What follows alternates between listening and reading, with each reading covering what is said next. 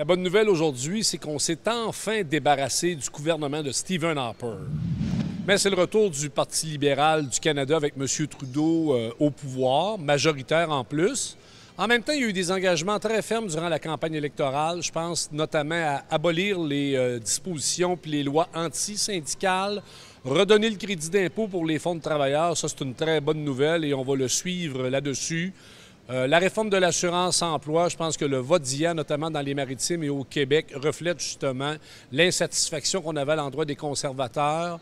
Financer Radio-Canada pour assurer la pérennité puis le développement du diffuseur public.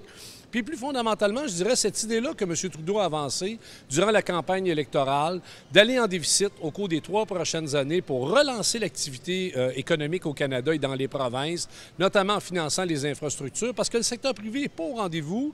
Le privé accumule des liquidités, réinvestit pas dans l'économie réelle, alors que M. Trudeau fait exactement le contraire de ce que tous les gouvernements néolibéraux annoncent depuis plusieurs années, atteindre l'équilibre budgétaire, rembourser la dette.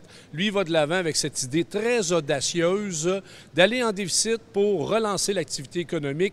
Je pense qu'il y a un premier ministre au Québec, qui devrait s'en inspirer, M. Couillard, qui fait exactement le contraire depuis qu'il est au pouvoir. Alors, c'est sûr que la CSN va être au rendez-vous pour s'assurer que les libéraux fédéraux vont travailler à relancer l'économie canadienne et des provinces.